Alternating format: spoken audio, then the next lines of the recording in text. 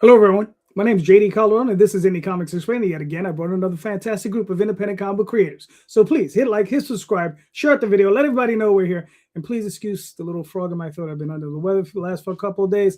But without further ado, here's this dude. Yeah. What's up, brother? What we doing? You gonna be all right? Listen, man, I'm gonna let you do a lot of the heavy lifting tonight. So there you go. Oh, no, sir. That's why we got other co-hosts, right? But this co-host is JD Rosario from Unstoppable Comics. Been making books since 2008. And I'm hanging out with this guy to talk to other guys who've been making comic books as well. So why don't you bring some of them on? What do you mean? We got the other co-host first. What? Look at that. Look at that. Drafted into this Coco role. Not sure that was in the contract. But it was in the subheading, page 15, subsection 24A. Right? Yeah. Clause 9. Yep. Yeah. Clause 9 always gets me. Mm-hmm. Tom Hutchison, Big Dog Inc. 16 years of Big Dog Inc. this year. 15 years of The Legend of Oz, which is what we're focusing on as far as making comics all year long. Cool. Hey.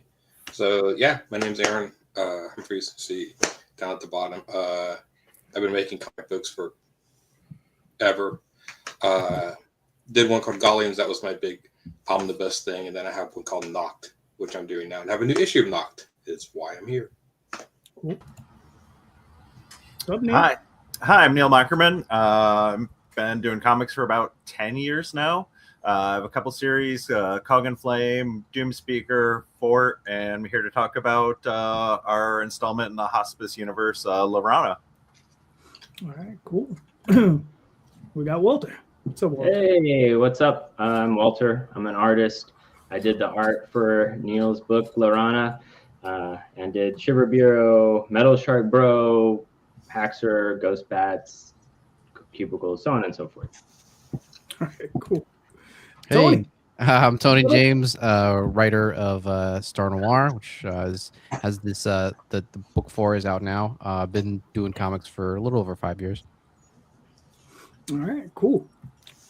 Gentlemen, I'm sure some of you have seen the show notes. The show question, and here it is. How far does your knowledge of indie comics go? And the damn whole question is too long.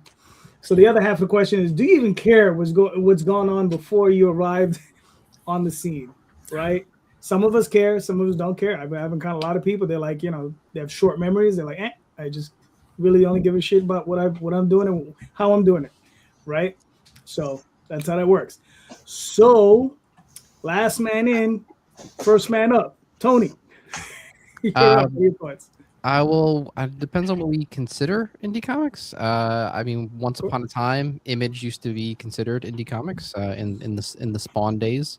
So my knowledge goes back that far. But in terms of like the crowdfunding era of indie comics, not farther than when I first got here. All right, fair enough. Now, do you even care though? That's the other part. Okay. I care. Cool. Aaron, what are your thoughts?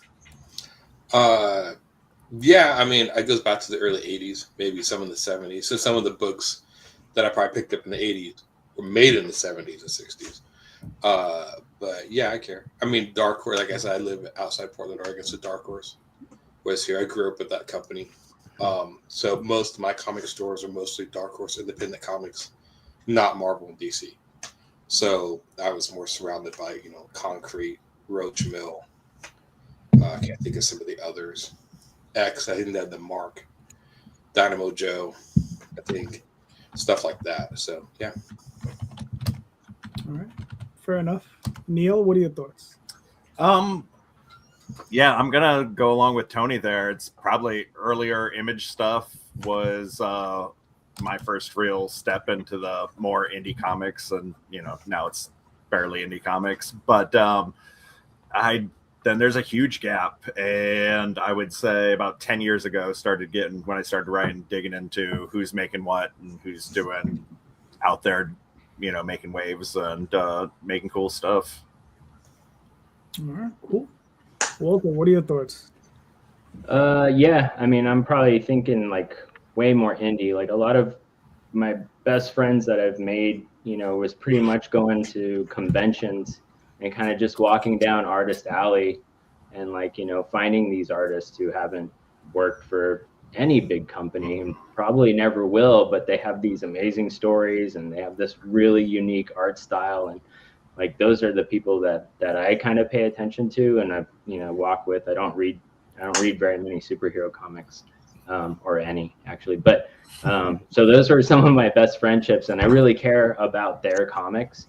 And I've even met people through Kickstarter, even kind of as a virtual artist alley. So I mean, it's like I love these people that are doing all these small comics on their own and just like pushing it. Like, yeah, I'm into that stuff. All right, cool. Tom. Okay, this is wild to me that no one thinks that Image is indie comics anymore. That's wild to me. I can't. We're gonna come back to that, y'all. Be ready. That's a wild thought process. For me, the indies, I have connections back into the '80s for sure. Not more like awareness than like I read all of it. Like I was aware of like Flaming Carrot, and I was aware of Concrete, and I was aware of Grendel, and things like that. But I wasn't really reading it. Outside of the only one from the '80s that really sort of was really, I think my first, outside of like Charlton Comics and stuff when they were doing like Bionic Woman and things like that. Like that's an IP, so that doesn't really qualify as anything. But outside of like Marvel and DC, I think the first thing I ever recognized as like, oh, here's a thing, was ElfQuest. And also ElfQuest came out, it was like a magazine size. It wasn't like your normal thing. So it had the size differential. It had, this awesome art. It was black and white, which was, relatively new to me. So I remember very much ElfQuest. I remember getting into the 90s where things started to, well, obviously the Turtles came around. I was aware of the Turtles, but I was never really reading them. Friends of mine were, so it was always kind of like around our comic circles. But I don't really remember any of us being like, I'm reading like Star Slayer or like, just completely outside Marvel and DC stuff. But then for the 90s, when the boom hit, that was my peak as far as like, I had the age, I had a car, I could drive to the comic book store. I had the access to all that stuff, like really, truly. So like pre-Image and then like after Image. So I was there, like we were deep in comics at that point. So we were all about the Image stuff. Again, we weren't all reading like all of that, but we were in it to a point where it was like, we couldn't ignore it. Like a friend of mine might read Wildcats, I might read Spawn, somebody else might read, whatever, and then it would just circulate. Well, you got that, and you got that, and you got that, circulate it. And so we're all in it. A friend of mine was gigantic into Valiant, like insane. I need everything, I need every version, I need all of this into Valiant. And then it just kept coming and coming and coming in the 90s. I mean, it was just endless flow of new publishers and new publishers and new publishers. So but I was working at a comic shop at the time, so we were, I was ordering books and we were doing all of that. And so for me, I've discovered a bunch more now that I'm kind of older, and I'm done with Marvel and DC at this point. Like there's really nothing that I touched for almost a decade from either of those companies. So in that time, I've now sort of reversed course, and I'm kind of going backwards through the comic realm. Like, what did I miss in the 2000s? What did I miss in the 90s? What did I miss in the 80s? And I go backwards and I find stuff, which has been pretty fun. I don't know. Like, I'm looking at my shelves. Like, there's a few modern things that I have up here. Like, I have Adam Warren's Empowered on the shelf. I have Hack Slash from Tim Seeley. Xenozoic Tales, of course. Cadillacs and Dinosaurs. I mean, that's a classic that everyone should be reading. So there's some stuff on here on my shelves. But for me, it's very like, I have all the Invincible run over there. So I'm very like, things get a chance, but you only get a few issues and then I fall out if you don't grab me. So there's been a lot of stuff that has gotten opportunity and just hasn't stayed on the shelf. So I'm very particular in what I'm doing in my collection. So, and then anything that I don't like, I sell on my live shows. So yeah. All right, cool. Jay, what are your thoughts? Yeah, so my history is a little weird with Indy because I don't know if you can classify 2000 AD or Nexus or Well, Nexus, yeah. Nexus, yeah. So Nexus, I remember picking that up at Walden Books, right? I think I dated myself with Walden Books. There's been a Walden Books around in over 20 years. But that used to be not on the magazine rack, but they had a weird spinner rack.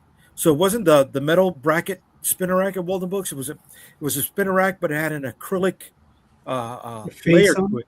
Yeah, and it was slid into that. So there was so I picked up Nexus and I picked up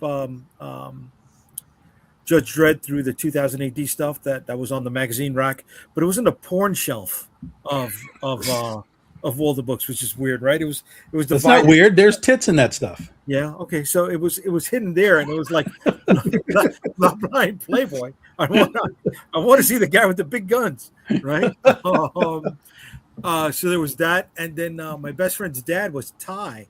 He worked down in Chinatown, and he would pick up some manga. Right, we know them. I remember they were muscle fighters, right? But there was the one wrestler that had the fin, the Savage Dragon fin, but he had the bug eyes and the hot dog mouth. I think it was Kanyoku Man or something like that. So I remember him picking up those black and white stuff for us. But then in the 90s, I discovered Dark Horse through the Predators license that they had, right? Mm-hmm. And there was a comic shop a few blocks. Well, my high school sat in between two comic shops. It was about a mile each way, but I would hit both of them during the week, and I'd pick up that and looking for something else. I discovered Mage, Grendel, later on Bone. You know, Malibu. I didn't know about them until Image came out. You know, but and Elfquest, I knew about it, and Cerebus, I knew about it, but I didn't really pick them up. That wasn't my jam. Yeah, is it important? If I can utilize some of the footsteps that they took in their path, right, and apply that to what I'm doing, maybe, yeah. But for a lot of those things that I'm bringing up or we've brought up, you know, we're talking about 30-year-old properties. How relevant are many of them today, right? I said this last week. How relevant are we today with the stuff that we're making, and we're still trying to tread the ground that we loved. So for historical reference, yeah, it's important. You know, for days like today when we found out that Sam Keefe died, yeah, you know, your heart goes out to him, and you see all this other stuff that you didn't know he worked on. I didn't know he was part of Dream. Sandman. Excuse me. Yeah, I didn't know he helped to create that book at all. So I was like, oh my god, that's new information for me. You know, that's where it's important to know the history, right? But I don't think many of the footsteps that they've made are things that we can apply today. I mean, some are, yeah, some, but not many. That's fair. I mean, I go way back. I mean, I've spoken about this before, you know, with Pacific Comics and Jack Kirby's Captain Victory and Kamiko with Elementals and all this stuff, Warlock 5 and all these older books. I was always attracted to anything that wasn't Marvel or DC. That's not, I appreciated those books for Marvel and DC, but I was really attracted to anything that wasn't them because it was different. It was unique to me because their stuff had a certain level of sameness, right? It was good, but I wanted something a little different, right? And the reason I bring this subject up is because my wife Daphne, she's, through her own watching and viewings, her opinion is that, that when we die, all our stuff is going to go into the bottom of a dumpster. Okay. All of our collections, all of our work, right? Because she's seen it happen, right? We know of creators personally who, when they passed, their family literally said, come and get this stuff from us, or it's going to go into this dumpster. Okay. And the one thing I tell everyone is, like, if you want your work appreciated, you have to appreciate other people's work. If you want your history at some point appreciated, you have to appreciate other people's history, the stuff that has preceded us, right? So that's how I look at it, right? So that's why I bring up the subject to sometimes just remind people. I mean, and I'm going to tell you right now, it's not that expensive. Go into a dollar bin, yank out some of those old 80s black and white comics, man, and just read it. If you like them, pass them on to people. It's not a big deal. You might find something you like, there's a lot of stuff out there, man. You'd be surprised, So anyway, that's morose enough. Let's move on. Jay, you got a happier question? No, because you just sucked the wind out of me right there, bro. Shit, I didn't know when you were sick, you were depressing too. Damn, man. Okay, all right. So we're on the indie train right now. If there was one indie book that was discontinued, or their creator passed on, what book would it be, and who would you want working on it today? All right, cool. Well, Aaron, you're up. Repeat the question one more time. I don't know. I was going off the top of my head, bro. Okay. So you're like, if there was one indie book that's no longer made, right? Okay. Whether it's because the creator's not doing it or the creator passed on, what would you like to see be done today? What would you like to see be brought back, and who would you like to see working on it? Oh, well, I don't know if it's independent, but I would love to see Shiro finish Appleseed. Of course, if Shiro ever did finish that, if they ever finish Appleseed without Shiro, I don't know if I'd like it. So I don't know if that's an answer to that. Paul Chadwick is bringing back the Concrete. I do like Concrete a lot. I'm trying to think of what else. Trying to think of any unfinished.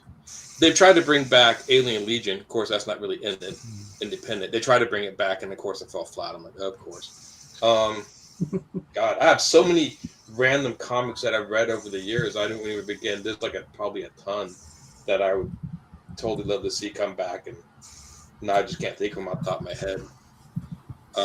Appleseed, when it was made, he ended it in the middle of book 5. It's supposed to be 10 volumes long, and he ended it. And so me and my friend who are huge Appleseed fans have just been like, what if? He went on the Ghost in the Shell and pretty much just dropped Appleseed like a bad habit. I'm like, of course. So we're still angry at him for that. Now he does very pretty looking hentai. So he's moved on from all of that. Now he just does hentai and he doesn't give a shit. So I'm like, all right, whatever. He's made his money. He made his money, man. He does not need to go back. That guy is a legend in Japan. So this is true. Neil, what are your thoughts? I was just looking at my shelves trying to find something that I know wasn't finished and not just me quit reading it and forgetting to go pick it back up.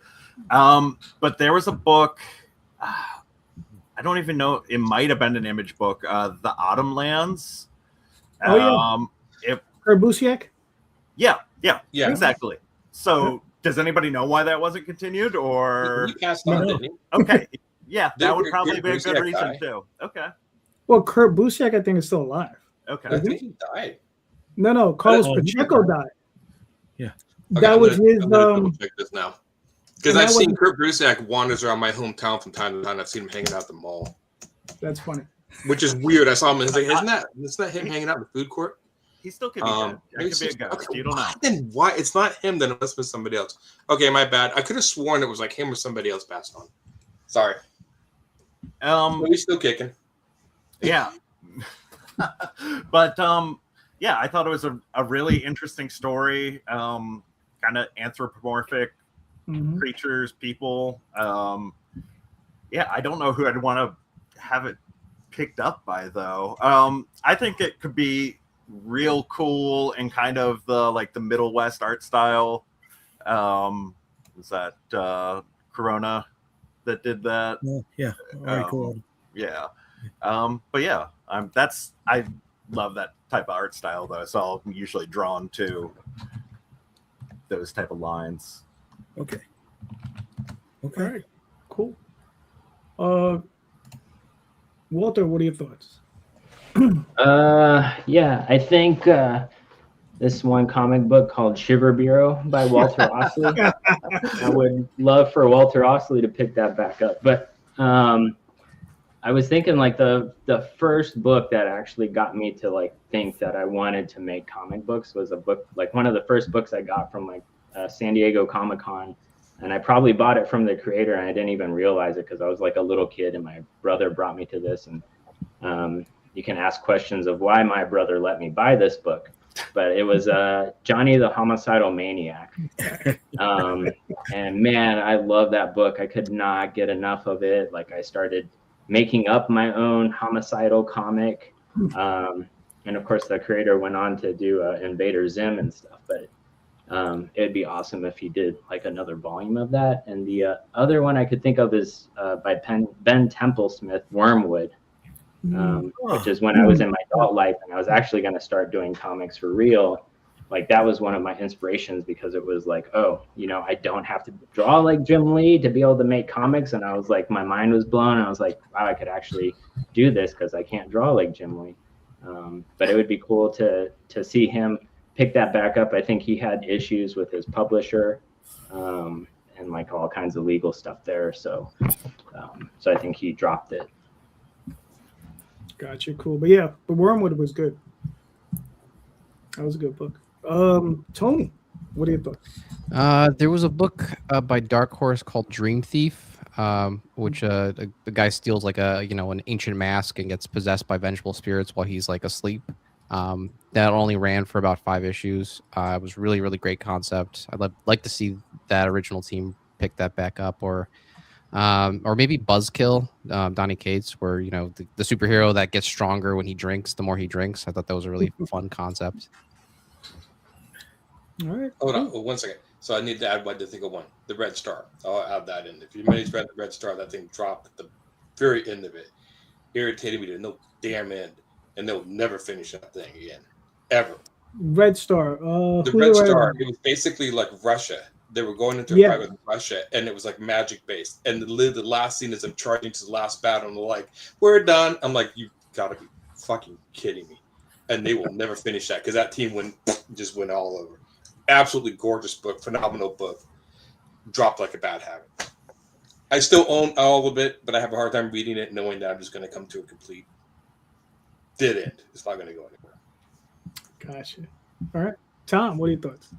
No, you didn't ask Tony. You I asked Tony. You did. Yeah, he did. Yeah, I did. You weren't paying attention. Again. You did? Yeah. Did I blank out? Probably. Senior moment. Exactly. It's okay, Jay. It's okay. So, maybe this is a weird take, but I don't want anybody else to do the book. So, for example, Xenozoic Tales, right? I want it.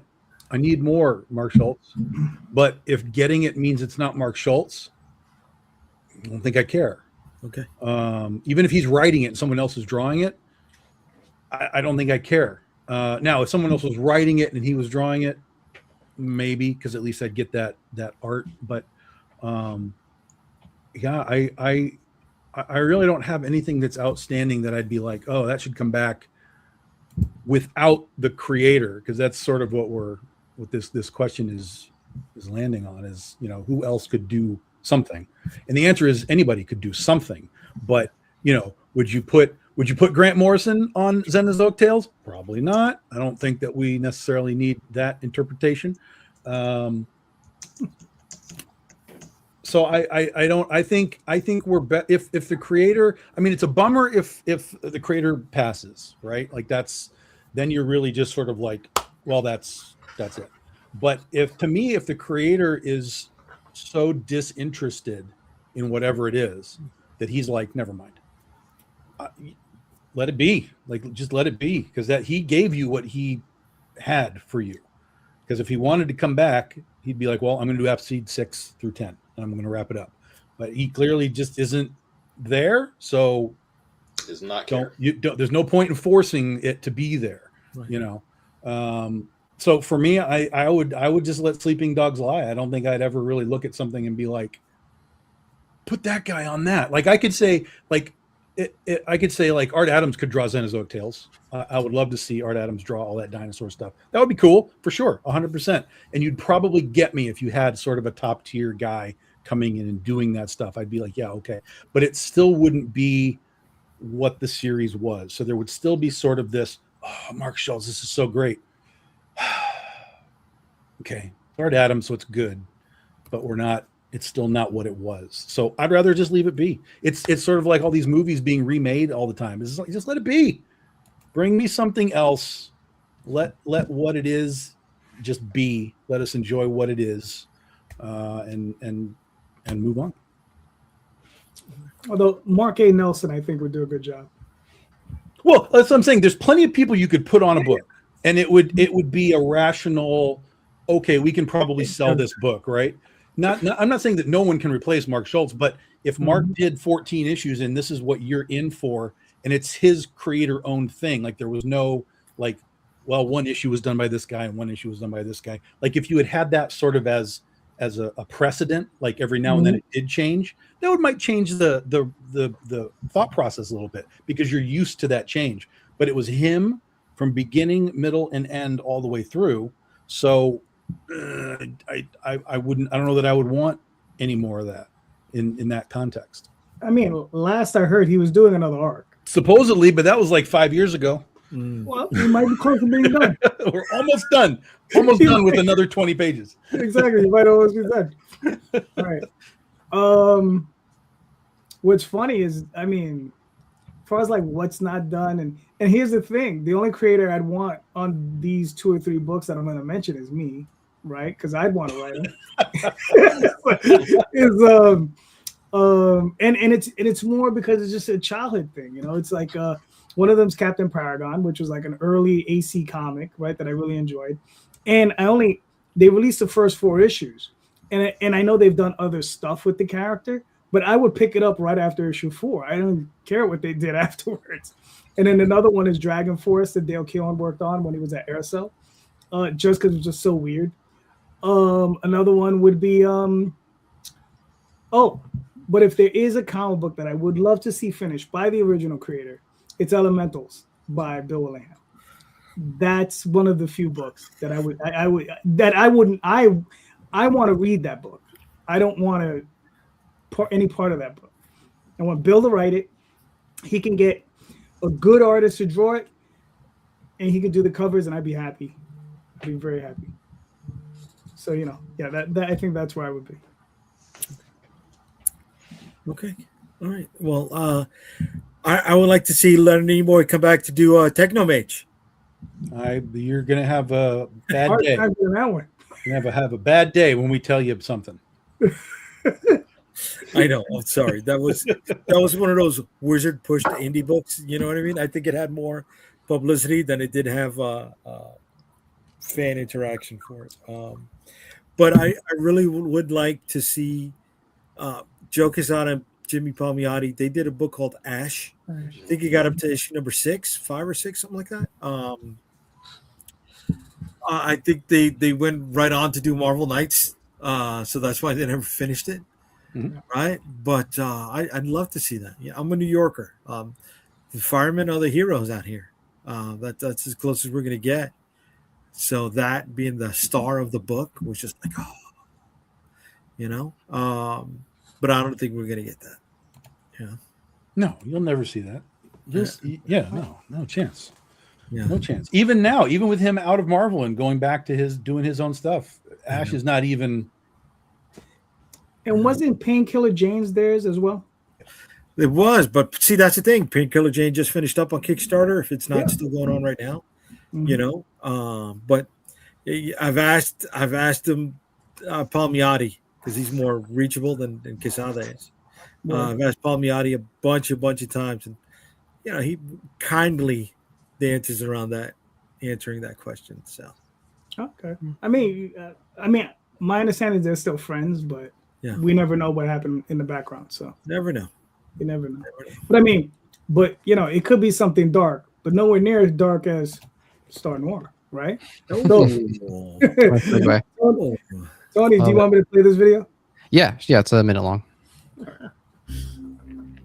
Welcome back, readers. Last time in Los Angeles, our ace detective received a mysterious letter from our elusive killer. With another copper having kicked the bucket, he set out with his eager rookie to narrow their leads. They crossed paths with one Orson Welles, a real drunkard sauced all the way up to his eyeballs. Our detectives learned the late Patrick Perkins was hunting one of their colleagues before his demise. Meanwhile, Captain Higgins became a prime suspect, vanishing into a peculiar domicile in the sticks. In our next chapter, the poop hits the proverbial fan as our gumshoes tango with the deadly shapeshifter. Several threads in our mystery reach a breaking point, tightening the noose around our detectives. Danger lurks around every corner like a back alley shadow. Things go belly up for everyone involved. Book 4 is penned by Mr. Tony James, a writer of sorts, a lover of old noir and science fiction. In his corner are his 3 able-bodied artists, aces in their own field, much like our detective. And jumpin' Jehoshaphat, take a gander at those rewards. The exclusives are a real humdinger. Be sure to peruse the add-ons as well. Commemorate your purchase with these additional items. Be a fuddy-duddy. Back Star Noir today. It's the only way to defeat the communists.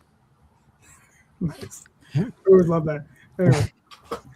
So Tony, what are we looking at here, sir? Yeah, this is Star Noir. This is like LA Confidential meets the X-Files. It's about a 1940s detective who teams up with this gray alien to stop a reptilian shapeshifter who is posing as one of their fellow officers in Central Station. And while they're trying to figure out which one of their fellow officers is an alien, a bunch of detectives are getting picked off one by one. It's been a really great series. Every book does over 10K. This is the 4th book in the series. This has been the biggest launch the series has had so far. We hit our funding goal in like 2 days. So yeah, now we're doing stretch goals. If you've never read it before, there is a preview link for the first 9 pages of the first book right under the cover. You can also check out my other stories, Moonshine. It's a lunar western, and Reloader is just this revenge story set in virtual reality. There's previews for those as well.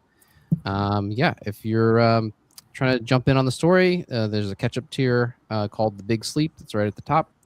The art team did a nice Batman print that we added as part of one of the rewards. Our artist Pablo did a watercolor of his own volition. And we decided to put that on canvas and a poster print as well. And you can also be drawn into it. There's a couple spots left to that. We did that last time for book 3. Readers got a real kick out of that. So we're doing it again. And now we have an enamel pin of our gray alien Ellis Tate. Cool. Nice. Yep. Very nice. And I remember it's a 6-issue limited series? Yes, sir. Yep, we have another arc after this that'll take place in New York City during Prohibition. But this is a great murder mystery. Really been enjoying working on it. Just have really passionate readers that have really been giving this one a lot of love. So very, very happy to work on it. All right, cool. Listen, man, I think I've had you on the show since the beginning, right? Since the first one? Yeah, man. I mean, I'm still waiting, Tony. I'm still waiting. Well, actually, you don't have to wait because there's a reward tier that's just for the first book. If you just want to, if you want to get a taste of it. Man, I want the whole thing. I'm greedy. Get the taste. Just get the taste. With the whole chunk. But listen, man. But with all honesty, I see it. I know it's a good book. It looks great. I'm waiting. I tease, but when what I'm waiting for, when it comes out, I'm gonna get it. So, okay. But it's a great looking book. And I'm like I said, I'm looking forward to it. So with bated breath. But you're another 24 days. You're 15K. You're way ahead.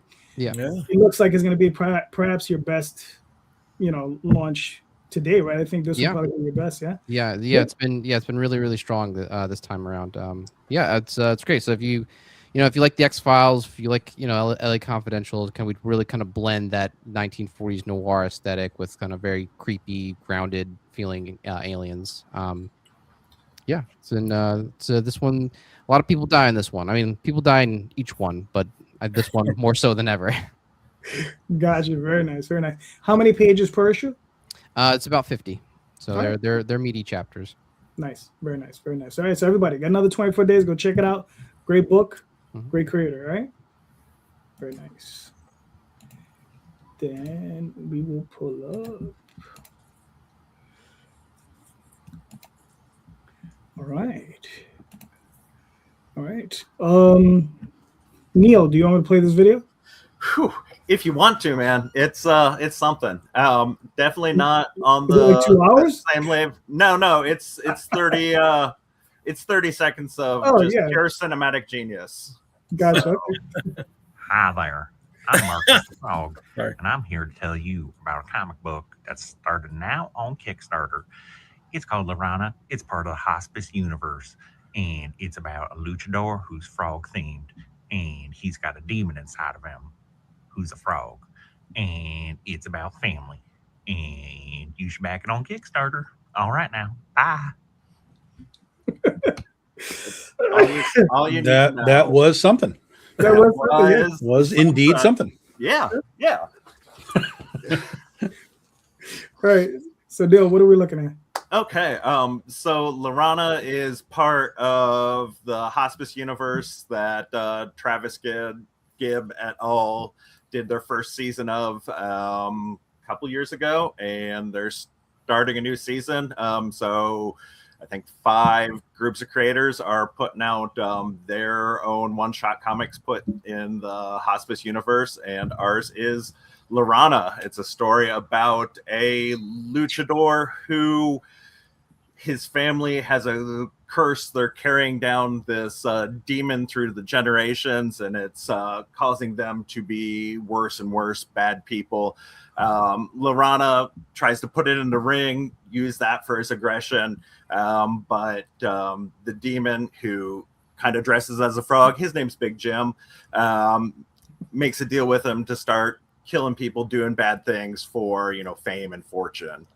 So that's where we are there. But the demon was originally a frog, and I think Walter asked randomly maybe he could just be dressing like a frog. Is that true, Walter? Is that how we came to that?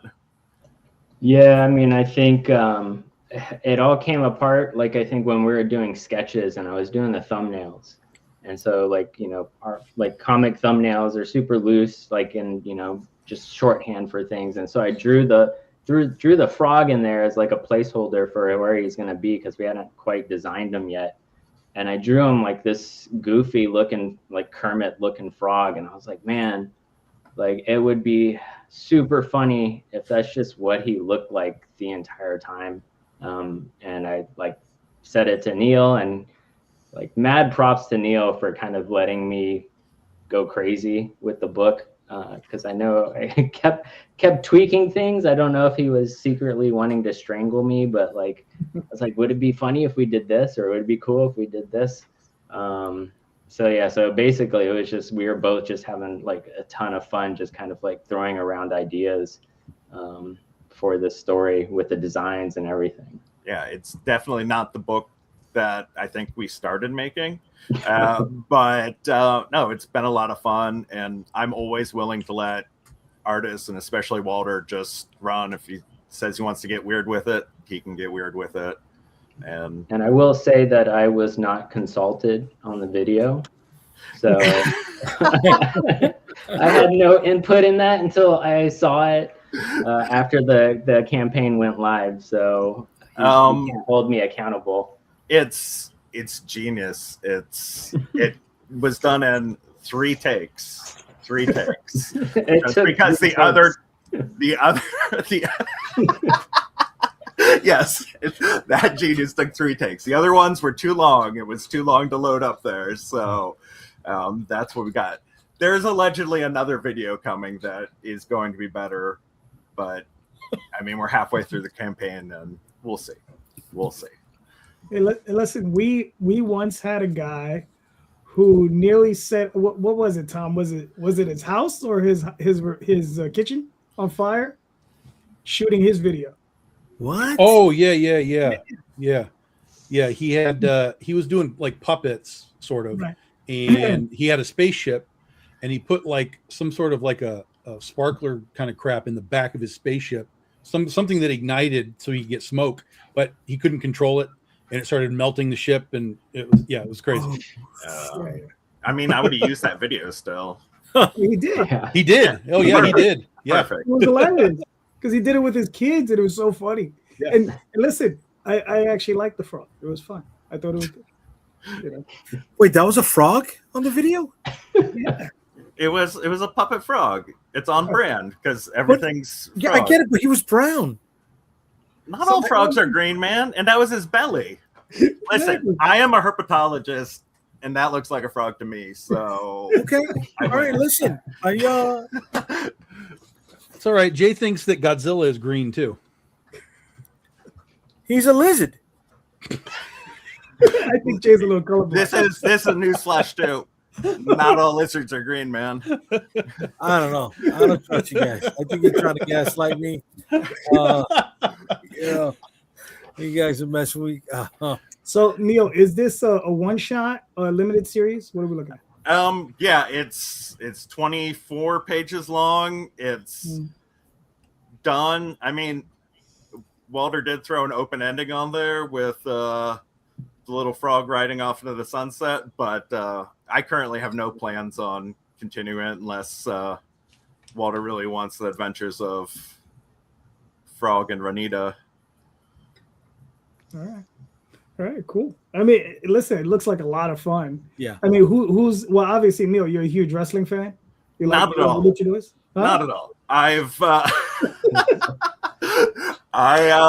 The script was very well written with specific wrestling moves as wrestle in there. I don't know how we got onto wrestling. I think there's a Mountain Goat song and there's a line frog mask and yellow cape. The whole album, Beat the Champs, about luchador wrestling. I think I was just listening to that. I'm like, this would be real cool. Set it in this. I know nothing about this, but let's do it. Gotcha. There's a comic which also I wish was another comic that I wish got continued was Lucha Libre that had a bunch of different character or creators on it for different artists and whatever.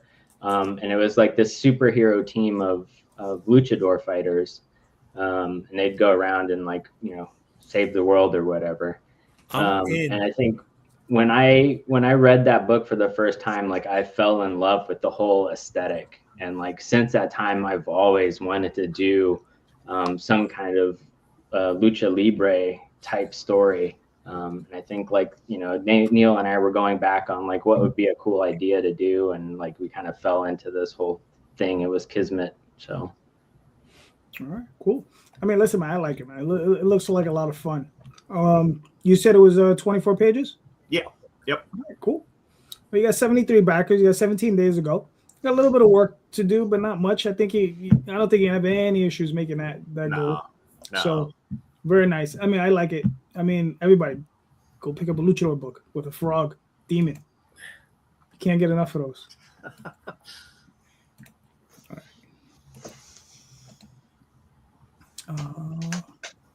Okay. Mr. Humphres. Yeah. Talk to us. Well, I finally got the third issue done. It took me a year to do that. So Noct, if you've not heard, I like Halloween, I like Barbarians. So I squished them together. And My Godlings is my other book. That's 12 issues. That's done. You can buy individual issues. You can buy the giant book there. Then I put some other... Noct started out as a series of prints explaining this guy's history, and then I just started... That's the newest one. Those are the Hellhounds. He's vampire hunting, and so a lot of vampires will have Hellhounds guard them when they're sleeping.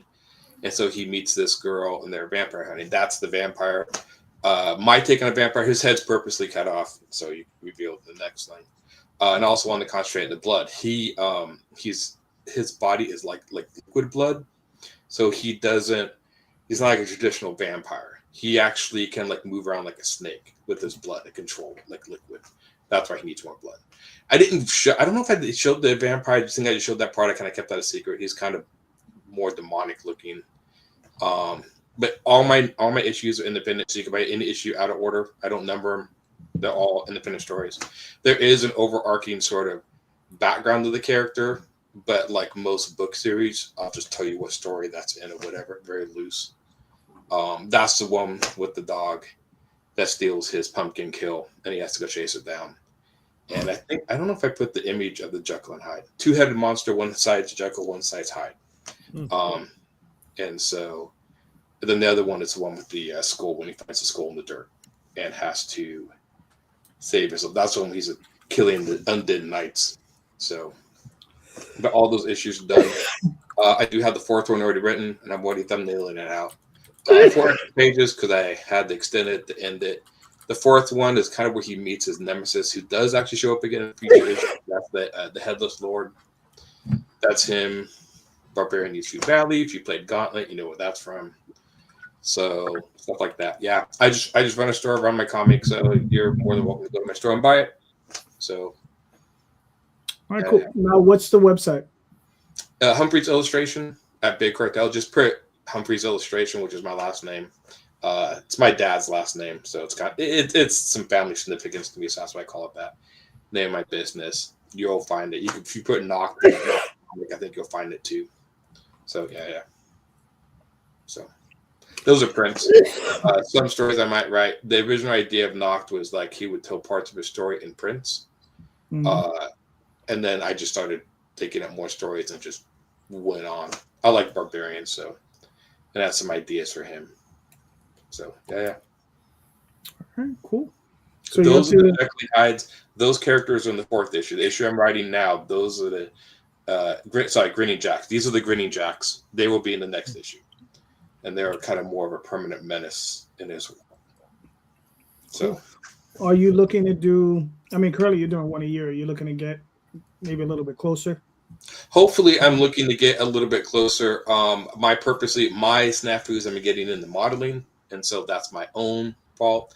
I've taken another art form that I've been enjoying, but I'm going to hopefully focus more on modeling. And so also, I just have a lot of 2 jobs. My girlfriend's disabled, so I have a lot of responsibilities. So sometimes I don't have a lot of time to work on it. So I try my best. Yeah. All right, cool. So is that going to be runway or cover? Oh, which one? Runway or cover? You said you were getting into modeling, right? Oh yeah, yeah. You know me. It's the bearskin rug, right? Yeah. Exactly. Here you go. Yeah. That's why you don't have a gray hair on your head. The bearskin rug, taking care of that baby. Yeah, taking care of it. All right. Oh, all right. Late pledges are available for Vicky Sticks' Dead Princess. We're still getting late pledges after the campaign is over. We got a couple. The book is almost ready to be fulfilled. Well, excuse me. We're just waiting for Kickstarter to send us the money, and we can send out digital rewards, and then we'll send out the book to print. This book was part of a special collector creator collection trading card set. So that's why the late pledges are going on. And 4 of the 9 cards have been revealed. It's a 9-piece puzzle set where the back of the cards have a big old jam image. So card number 4 will be available later on in April from Marvin Wynn. And then we start the cycle again. Calderon will have a card. Tom will have a card. Rob Multari will have a card. And then by the end of the year, if you've backed all of our campaigns, you've gotten all of these cards. You have a great big jam piece. It's a nice way to say thank you to everybody who keeps supporting us on a consistent basis. And then we've unlocked quite a few of the trading cards. This is some of the preview images. I took away the word balloons to keep from spoiling anything in there. So it is written by me, illustrated by Dani Hariwijaya, and colored by Champion Ramirez. For those of you who don't know what Vicky Sticks is about, well, we are reinterpreting the Frankenstein's monster story, but here in New York City with a female lead, and she is the protector of all the creatures that go bump in the night and walk the shadows. Again, the late pledges are still available. You can pick up some of the things like our premium blood red foil variants, some of our holochrome holochrome premium covers, and then you can also pick up issues 0, 1, and 2, which is this was for. All right, cool. Very nice. When do you expect the next issue to come out?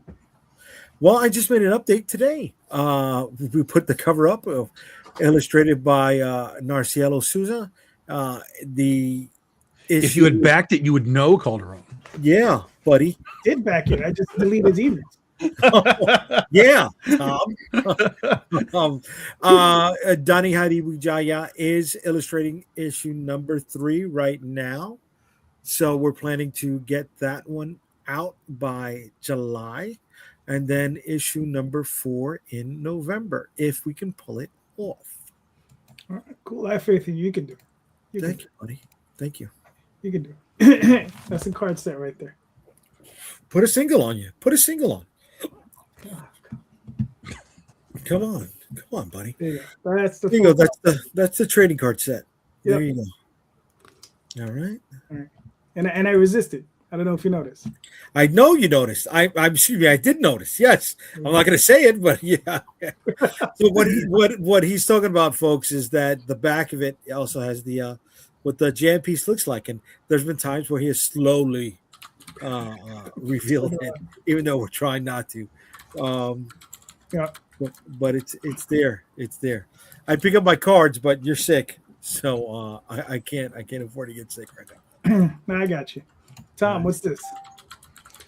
So this is what we're launching on Saturday, March 28th. This is our dual celebration here. It's 16 years of Big Dog Inc. That's why it's the BD 16 Ozthology, and it's the Ozthology because it's the 15-year anniversary of The Legend of Oz, The Wicked West.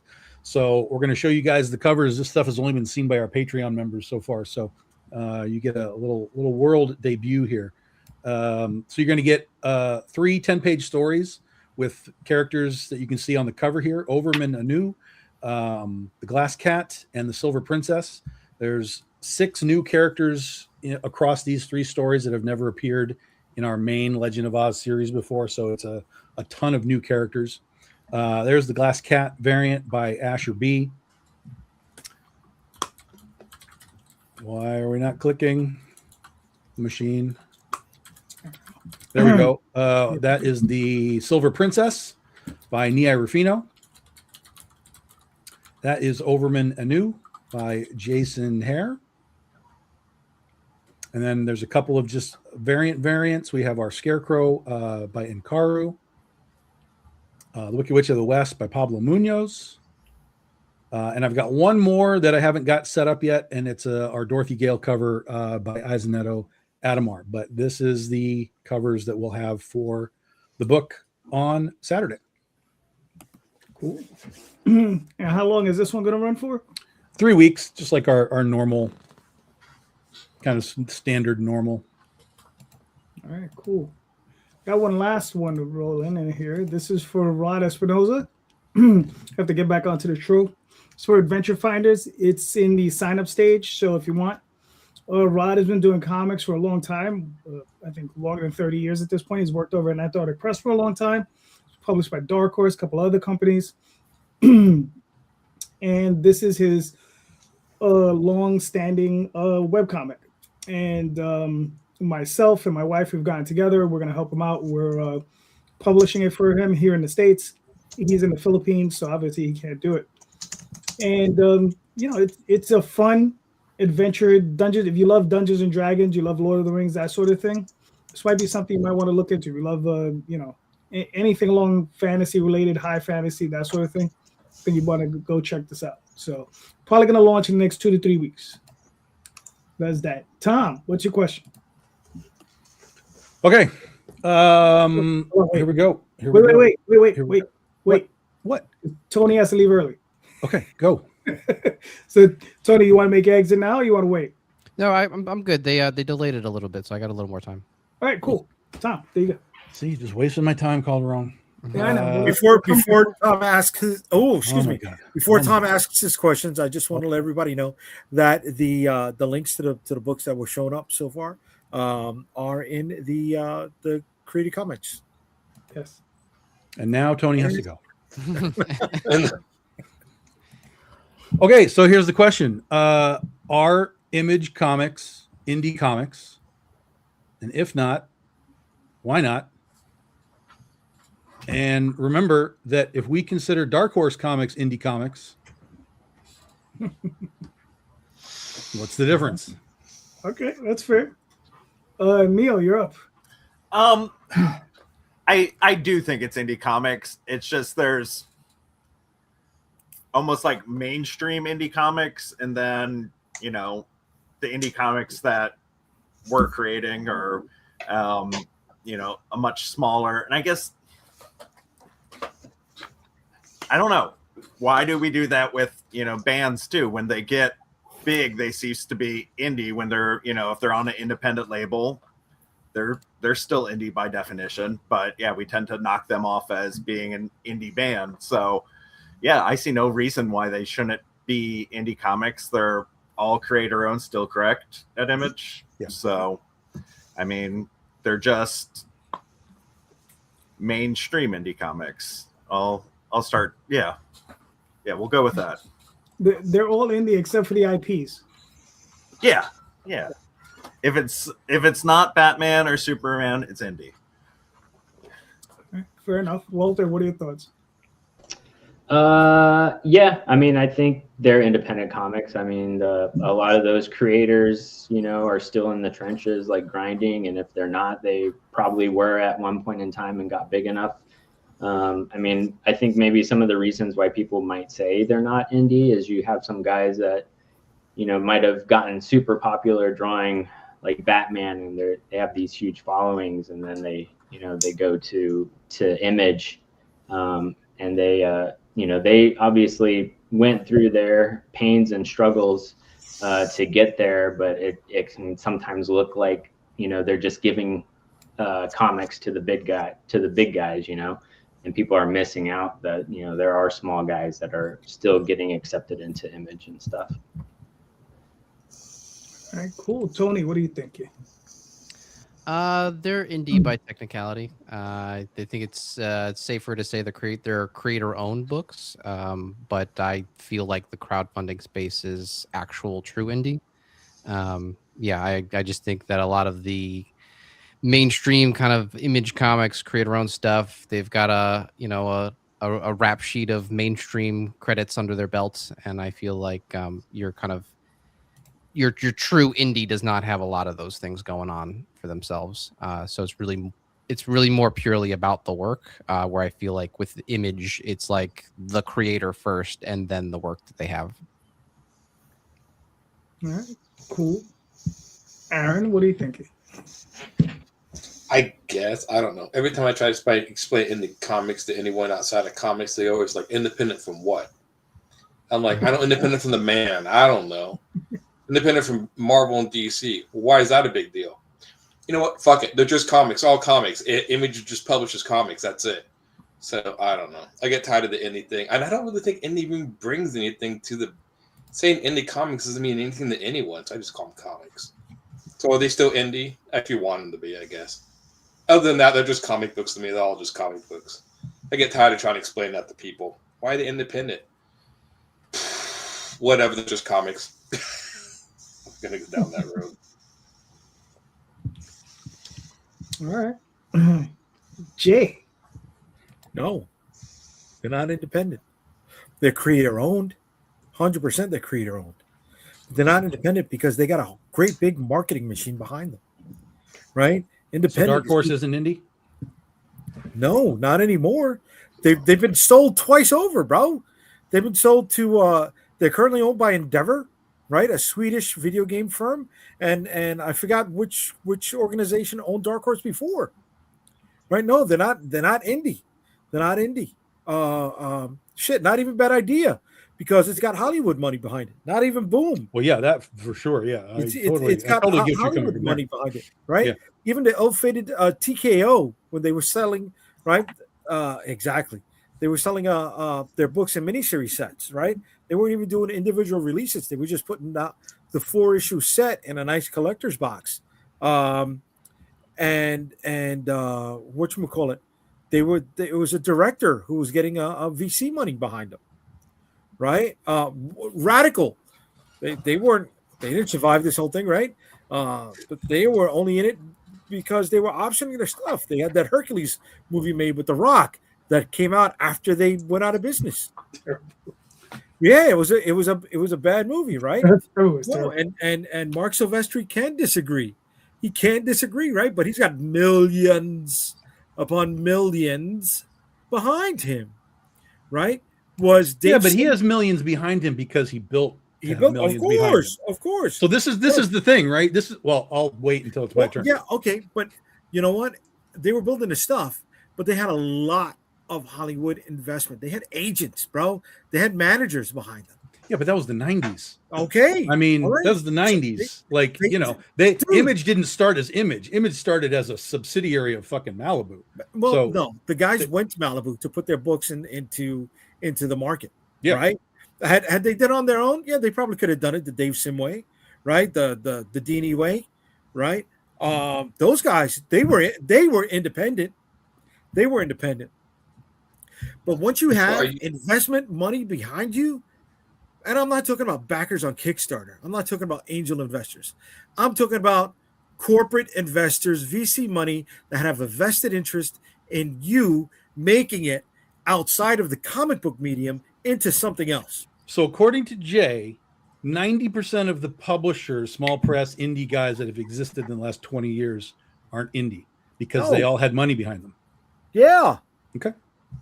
Yeah, So my question is, if it's based on money, and independent means poor, and non-independent means wealthy. Right. Where's that money line? You have to have like 6 million, like 6,000 to be non-independent. I mean, where do you go from being independent to making so much money you succeed into whatever category non-independent is? All right, so let me step aside the comics. No, dude. Let me step aside the comics for a second. Okay, Evil Dead. Yeah. Right. Sam Raimi. The first one, the second one, that was independent. The third one had a major studio behind it. Was he still independent? Sure. But Image as our example, when you had the original 7 guys, right? So you had those 7 dudes. But like when the next round came in, those guys weren't getting fed money. They were just like, hey, Sam Keith, come do your book. Right. And he just did his book. I'm not taking away from creator owned. Is it creator owned? 100 motherfucking %. How is it? I'm with that. I'm with that. But Sam wasn't paid to do it. Sam was paid. But you know what Sam had, right? Sam was paying his $3,500 a month into the Image Corporation, of course, to have the sales team, right, make calls on his behalf, the marketing team to put out ads for his book. Do we have that? Or do we have to do that ourselves? So Aaron was right. It's indies are poor. No, because you can have the fucking dough. Let me ask you this. What's up? Is Brian Pulido indie? Is Brian Comics Pulido indie? Because he has everything that you're talking about right now. Yeah. He has everything right. Because he's making his money. He bought his product back from whoever he sold it to. Correct. Yeah. Right? It was given to him. You know what? I'll go as far as to make the water even muddier. Eric July, right? The Rippaverse. I would say he's indie because he's putting out his own. Yes, he's making $2 million when he sold that first one. Yeah. Yeah, but he's got a team. He's got people marketing. Right. He's got an audience. He's got everything that you just said Sam didn't have. But did he have that? Did he have that going into it? Or did the money that he raised? No, it was built. It was built. Just like Image was built. Yeah, it was. Yes, you're going to get to a certain point where whether you like it or not, that sellout term can be applied to you. Not saying that you sold out to the man, right? But in the greater scope of the community, oh, you're not one of us anymore, right? You've sold out. Can that happen? Fuck yeah, that could happen. Fuck yeah. Okay, right? So my next wrinkle in your argument, and I hate to annoy you, JD, even though it's a little fun. So would you consider the Image guys, since they got their popularity boosted by Marvel, truly independent, because Image was really kind of successful because they're a bunch of Marvel guys. Jeff Smith, Eastman and Laird came from nothing and made out of just their property. So can you argue that Image was successful because of the books or because they were hot superstars from Marvel? I want to say a little bit of both. I'm not saying they weren't indie when So they were. who's more independent, Eastman and Laird and Jeff Smith, or the Image guys? Now I'm torturing them. Jay, can I step in? Jay, can I step in for you a little bit? Okay, good. Jeff Smith did wind up at Image for a while and did manage to build up his fan base there. Yeah. Eventually ending up going over to Scholastic, where he really sold some books. Yeah, so did Tony Moore. He moved over to Image too. Right. And it doesn't always work for them, right? Jeff Smith came back. Jeff Smith, he stepped back out of it. Yeah. But he's still at Scholastic though, and he's still selling those foreign rights. Is what's really keeping him afloat. Now, so I would say Eastman and Laird were indie because they went and they sold those initial 3,000 units on their own, and somebody came knocking on their door. Whether the story is accurate or not, after 40 almost 50 years worth of telling, it's become a big fish at this point. I don't know how accurate it is, right? But yeah, somebody went knocking on their door. He had a contract where if I can't sell this product for you, then the whatever option rights or deal rights go back to you. And he would drive in around his car, with a latex turtle mocked up in shotgun, right? And that was the only product placement he had to help pitch that stuff. And then Playmates, who was lucky enough looking to expand their line, they went to that. So yes, that was lightning in a bottle, because it didn't happen with Dave Sim, right? It didn't happen with Bone. I mean, with Jeff Smith, he went the Image Scholastic route, right? Mm-hmm. Was Image indie when they started? Fuck yeah. I'm not going to say no. I'm not going to take that from them. They grabbed their balls. Like what we are doing right now, grabbing our fucking balls and making our books on our own. Show me your hands, Rosario. Show me your hands. Right? But that's what we did. We did. And who's to say that money doesn't come, our way? I hope to fucking God it does for each one of you. Jeff, I really do. I mean, Jay, do me a favor. Just hold on for a second. Hold on a second. Just hold on. Walter has to go. Okay. So please, Walter, let us know where we can find you in your work, sir. Yeah, you can find me at pretty much Walter Osley everywhere. If you want YouTube tutorials on making comics or webtoons, all that crap on YouTube. You can read my webcomic at sugarbureau.com. And yeah, just look me up. Right. Walter, brother, it was a pleasure. Anytime you want to come. Nice talking with all you guys. All right. Indie Comics, whatever that means. Yeah. Whatever that means. Peace out. Take it easy, brother. Good.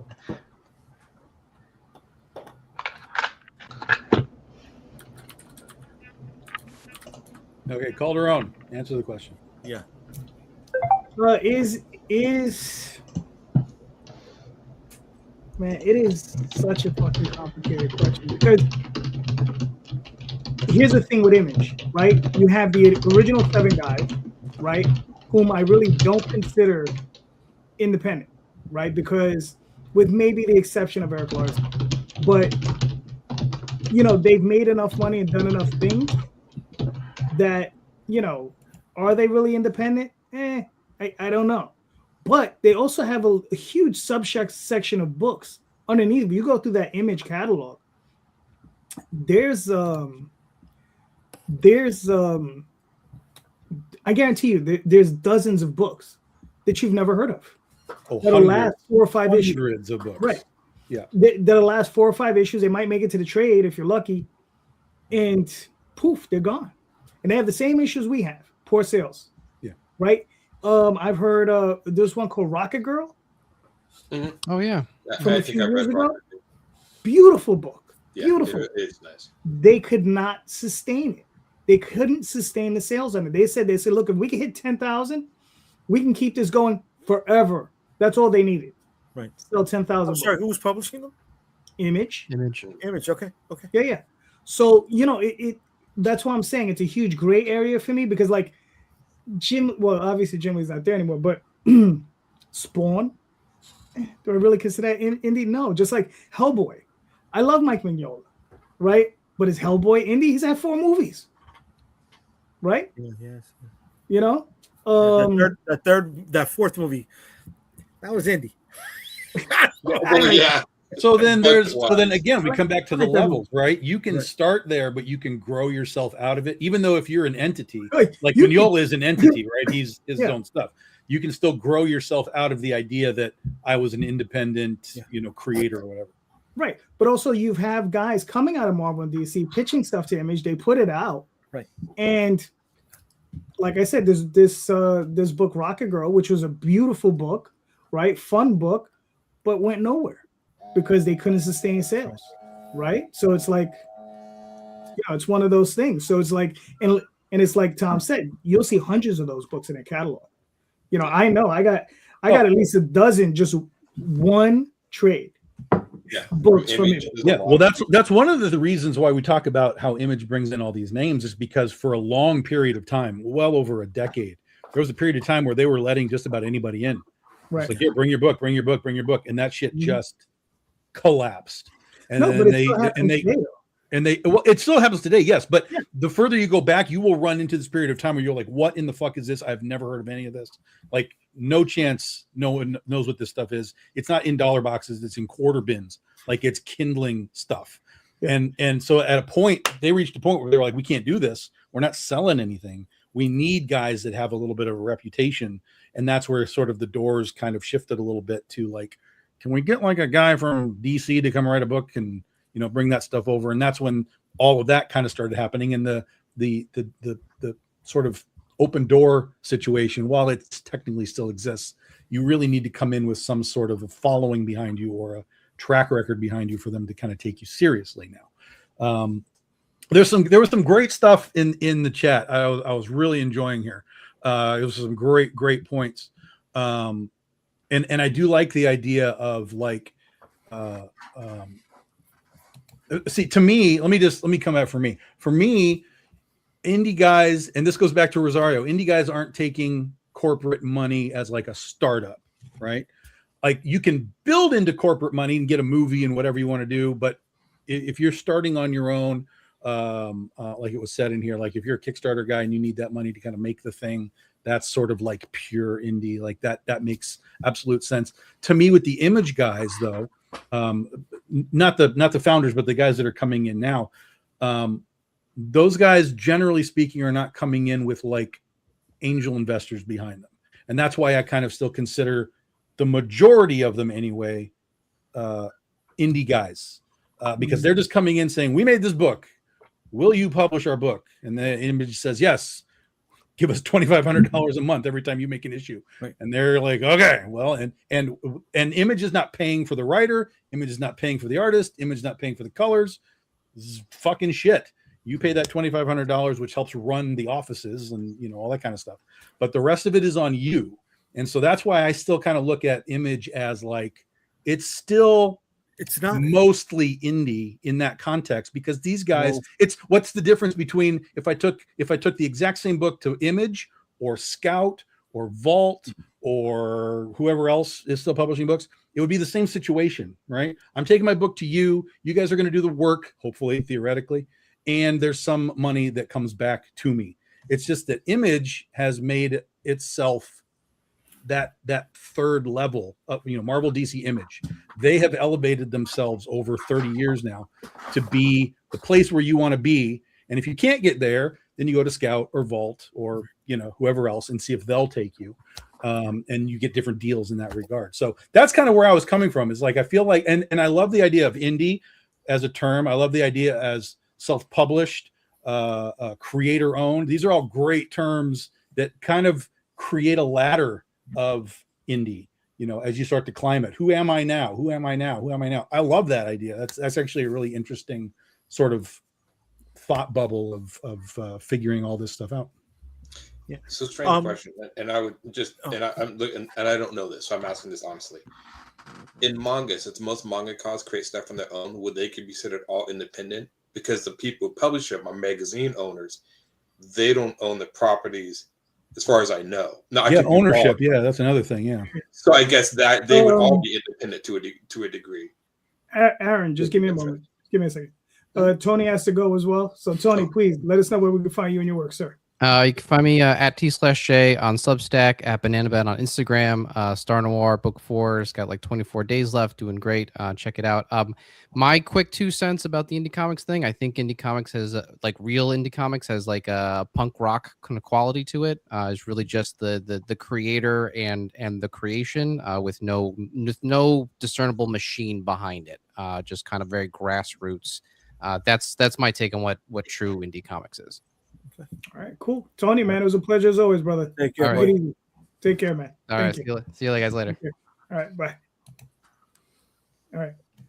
I'm sorry, Aaron. Keep going. Oh no, you're fine. That was it. That was the question. I'm good. Go ahead. Yeah, I think ownership has to be part of that thought process because, like, again, and this is where it gets weird, right? If we're going to consider Valiant from back in the day, before they were bought by Acclaim, if that was indie, none of those guys owned any of that shit. Like, they were just working for Valiant. But we all were like, "Oh, independent comics. That's an independent comic." Yeah. But they I were think really we're so not. ingrained to think it's independent apart from Marvel, DC that I think you're right. I think you're right. Anything Repeat that? outside that I lost you, Aaron. I lost you. Can you repeat that part?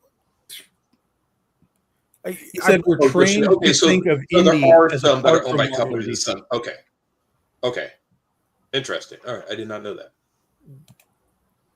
All right. No, but I mean, look, going back to Image for a moment. The writer of Kill All Immortals, Zach. I'm sorry, I don't remember his last name. But he's a Hollywood writer, right? And it's his agents that led him in this direction. Yeah. Would that be considered part of the machine, right? Because they have a vested interest in getting that property recognized outside of comics, right? And they know that Image is that's just part of the overall entertainment machine. That's like Keanu Reeves going to Boom, of which we are not part of that overall entertainment machine. Not at this point. No, we are not. No. Right. But if we do, just for shits and giggles now, here's the question, right? If someone drops you $50,000 to option your book for 5 years, an average of $10,000 a year, does that now make you indie? I mean, excuse me, does that keep you indie? Does that keep you self-published? Or does that elevate you to the next rung on the ladder? All right. Neil. I mean, I think if he's still self-publishing his books, but has this big movie deal or something, the books are still independent. Whatever success he has, there's a movie, there's a series about this independent book. If it doesn't get picked up by anybody, it's still independent. It's still, I don't see, I mean, just because you have money coming in from somewhere that is corporate money, I don't necessarily see the difference. If my rich uncle gives me a fat stack of money and tells me to make a comic book, am I not independent anymore? Well, that has to or does it depend on who my uncle is? If my uncle's just some rich nobody, but if it's a rich nobody that has some kind of public platform, then I'm no longer indie. What do you use that money for? Right? Do you use it to expand and elevate yourself? Do you create a corporate IPO? Do you go public with it? Right? There's like Tom was saying before, there's rungs on the ladder. Yeah. Right? You could take that money and cash out. That's it, right? He hooked you up, you took care of what you needed to take care of, and you cashed out with it. Or you're going to continue to publish, or you use that to buy other IP, right? I mean, you can argue too. I mean, a lot of times, especially in comics, if you have a movie, like you said, if you have a movie, you've made it, right? But there's such thing as independent movies. So there's independent movies in the context of movies. So you could even say, like, well, what if you made an independent movie of, say, like The Shield of the Vindicator? Does that mean you made it? Or is now you doing a whole nother indie field? But yeah, and then you can get that same argument. I mean, there's you're big actors in them. Yeah. Oh, it's just there's no way to dissect any of this and actually come up with an answer. But it's a ladder. Here's what it is, guys. It's the sales funnel, right? Except it's the indie ladder. And there's rungs where wherever you are and whatever you've accomplished moves you up the ladder a little bit, until you're Todd McFarlane and you own your own toy company and you do whatever you want. Okay, I want to throw a wrench in this whole idea. All right, because I like where we're going with it. I'm not disagreeing with what anybody is saying. Right? There's different levels and different ways for this all to be interpreted. But Malibu, before it was bought by Marvel, before they published Image, made a book called Men in Black, and then that book became a major motion picture with subsequent sequels. That book was never heard of again as a comic. Yeah. Does that comic book still become? Is it still classified as indie? No, because it's owned by Marvel. They purchased Malibu and they also purchased Men in Black. Yeah. And the reason they haven't done any more comic books is because, look, Marvel can barely handle Captain America. Yeah, that's true. You want them to handle something weird and strange? Come on. They just don't have the capacity for it anymore. They don't have. I would bet that it's different. That's part of it, but I think there's more to it, and it's the reason why we don't get Malibu comics anymore, and it's because all those characters are owned by people. That was the deal. Malibu was publishing them, but all those dudes own their shit to some capacity, whatever the percentage was. And so if Marvel were to publish Prime, they'd be like, "Well, we have to pay somebody money, and we don't want to do that." So I would guess that there's probably something linked into Men in Black that's the same way. That's possible, but I could have sworn they did try to do Men in Black miniseries back in the day. And when I say the day, I mean like the late 90s, early 2000s. Yeah. Right. And it was based on the movie, right? Well, they had a cartoon they tried to launch too. There was a cartoon done with the same guys that did the Jackie Chan cartoon. It was really well done. I forgot about that. Yeah. And I think that was also Marvel's way of maybe pushing that property a little more, but it never took off. Well, yeah, I could see them coming out and doing cartoons or movies because that's big budget things. We can sell merchandise, but for them to be like, well, let's make a comic book. There's not going to be any scratch in it for them. No, I don't. And the funny thing is like there's a few properties that Marvel has done that and then just kind of pushed forward, like Blade. I mean, they kind of go in and out with like when the Blade movie came out was relatively successful. I don't remember them Kickstarter a new Blade comic, or maybe they did. I don't know. I can't remember. They tried. They could just never get a team on it that worked. Yeah, it just never sold. That's why it was always like it would run for a while and stop and come back and come back. Just like Ghost Rider is the same way. It just kind of runs for a while and stops, and somebody else comes in, and they have no concept. It really feels like they have no concept of what their supernatural world is, and that's why they can't write a fucking vampire hunter movie. Like I don't know how this is so hard, but they can't do it. And that's why we don't have one yet. Well, they still, I can't count how many times they kept fucking up the Punisher movies. Like Hollywood has been known to make amazing gun action movies, and you guys can't fucking figure this out. You guys can't like give the Punisher to the guys who do John Wick. Just fuck it, give him to that, right? Like because I've seen so many Punishers like, no, that's not the same. No, that's not the take. They add conspiracy theories. Like, no, this guy just goes out and kills motherfuckers. That's what he does. That's his whole point. The skull chest. And they still, so many of them cannot get it right. And I'm just like, how is this possible, Hollywood? You make shoot up movies, cop movies. That's one of your shticks. And they still couldn't score it. And I couldn't figure that out. So, does Al need to have something told to him? Yeah, I think he does. Okay. Hey, Al, they don't own shit. Yeah. They sold that stuff decades ago. Yeah. Yeah. Long gone out of their hands. Is it Laird? I think Laird is the one with the agreement, though. Yeah. That he can release, I think, 10 or 12 issues a year of the Teenage Mutant Ninja Turtles, right? If he wants to do it, right? Yeah, right. Eastman is work for hire. Yeah, Eastman's work for hire at this point. Yeah, Eastman has Eastman got brought back on as far as like the comics as to oversee, what they're doing. Okay, so here's funny. Here's what's funny about Eastman, right? He tried to hold on to oh my god, not 2000 AD. He tried to hold on to heavy metal, right? He tried to come up with his own museum of comic book art, right? Not MoCA downtown in Manhattan, but his own thing, right? He established Tundra. So his money, he did try to take that money and do good within the comic book community. Yeah, He did. yeah, yeah. Didn't he do Yeah, the scholarship? Wasn't but- it? As, you know, But he also That's bought a the- tank, Rosario. Flavor. He also bought a tank. He So bought a tank. He He did bought buy a tank. He bought a tank. Right. To But do that- good for his community. I don't see how those are mutually exclusive. right. It was for the kids. Yeah, it was kids love tanks. Yeah. Who Yeah, never and wanted- did he do? Did he funded Fact 2, Heavy Metal 2, with his Yeah. own money, right? yeah. He had some aspect of that. Yeah. Right. So So his the- wife was involved with that at the time. I don't know if he's still yeah, married. Right. No. Really And straight, I she's think passed she away. She passed away. Yeah, she right? passed away. Oh, They did she? got- I'm probably they doing got that. divorced. Yeah. But that goes to show you, right? When you're too indie, you can mismanage your own finances and Yeah. shoot yourself in the foot. I mean, look, he did it. Rob Liefeld did it. You know, Rob Liefeld. I listen to his podcast all the time. He talks about all the money he spent. Rob didn't buy a tank.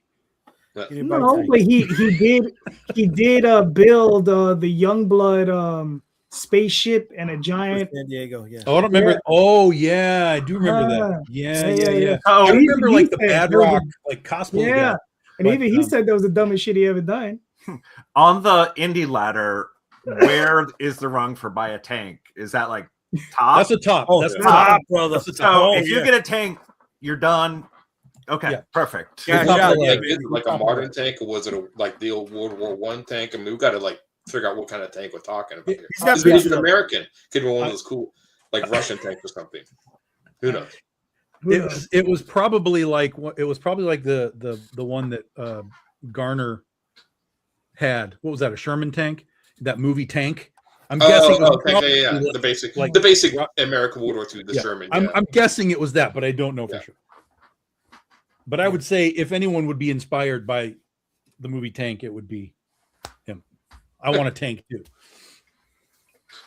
All right, cool. That All could right, I have got a gone somewhere. Yeah. All right, I got a I would question know. for you guys. If they were good, they could have gone somewhere. Right. Cool. Yeah. Well, the The Savage Dragon cartoon. cartoon went 2 seasons. Yeah. There you go. When the tank is gold plated, you're mainstream. There you go. There you go. Yeah. The Spawn cartoon. Yeah, that one 2 seasons. And the other one. Three Right. seasons. Was I it 3 got it. seasons? Okay. 3 seasons. Yeah, I got all 3. And is he DVDs. still making the Spawn movie, or does that dead now? It's all in progress. Limbo. Okay. You know, I- Jamie I- Foxx is still attached to it. There's updates occasionally, like, well, we're kind of made another step. We made another step. It's like Blade. Yeah. It's still coming. Okay, still getting there. Yeah, the Alright. Spawn. Oh yeah, did he actually make a life-size version of the Spawn Yes. mobile? Yes. That's Well, right. the Spawnmobile was just a drag racer that he And painted then he painted it. Okay, with fire on it. Yeah. So that wasn't like a custom built thing. Yeah. right. All right, Yeah, I gentlemen. think was Tom McFarlane the only one that actually split off to do. He did a toy company. All the other creators kind of stayed mostly in In comics. I don't remember them really making another company that did any other merchandise. Because all the guys went to him. Like there were Wetworks toys and Youngblood toys. Yeah. and, you So know, why well, even bother? It making was that? funny enough. It was Jim Lee who went somewhere else. Right. Playmates. To Playmates. Yeah, he went somewhere else with his Yeah, Wildcat. and Savage right. Dragon Yeah. also went to Playmates. Okay. Oh, Yeah. Yeah. And then they all came back. I know they did it. I think McFarlane did a Savage Dragon figure, but I don't know if he did Wildcats. So No, he did Whatworks figures. yeah. All I know is that this is the one that matters. There Yeah. you go. I think I still have mine in my garage somewhere with the little dudes. Yeah. And they never made the bad guy for that, which is kind of a bummer. Yeah, they made those, but they never made the evil wizard guy, whatever. I was like, oh, it's kind of a missed opportunity. But the Max. Oh yeah, that's true. They never did. Oh, and Spawn had a fighting game from Capcom on the Dreamcast. He had that one, and he had another. They've had like That was a good game. 3 Spawn video games. And that's another thing. They never really went into video games. They never quite figured that out. You think like a Savage Dragon Because video that's game. really expensive. Yeah. Yeah, but Because that's It movies isn't really expensive? made. I mean, movies okay, but if you get like a billion-dollar video game made out of it, that's the pinnacle. That's why everything's a skin now because it's really easy to just say, let's just skin Spawn Oh, in Fortnite. That's and then right. have Spawn in a video Spawn. game. Right. Yeah. Listen, Yeah, I being had that effective. Spawn video game for the Dreamcast. It was a fighting game. It was great, and I sold it on eBay for almost $300 Yeah, those- years later because it was that good. It is revered. I still have my Dreamcast. Sounds like a jet engine when you turn it on, but it still works. It's kicking. Yeah, it does. Oh yeah. And I couldn't sell it. It was. I love that system. So like, no, it's mine. I'm gonna keep it. Nice. Here, I got a question for you guys. Give me an old school writer and a new school writer whose work you enjoy today, and admire. So an old school and new school. Uh-huh. Any- Okay. Who wants to go first? I'll let you guys choose. Yeah, if nobody's ready, I'm ready. I'm good with it. Go for it. Okay. Mark Greenwald. Okay. His Captain America run was my entry almost into Marvel Comics. It was always on the spinner rack at Walden Books because I guess nobody thought Captain America was cool enough. So it was the first series I was able to pick up on a regular basis. Mark Greenwald was my man. Captain America, the whole Easy Rider aesthetic behind the stories was it for me. And today, I'm going to say Daniel Warren Johnson. Neil, you're doing a comic book about wrestling. If you get the chance, please read Do a Powerbomb. Okay. From Daniel Warren Johnson. He went bonkers with it and then was able to land it on the very last page. And it was, I'm a wrestling fan, so for it to keep up so many themes, like even backstage drama within the series, but as outlandish as the premise was, wow.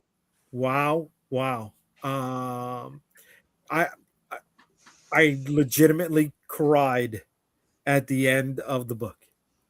Yeah. It was that good. Let me tell you, he may not look it, but Jay is a pussy.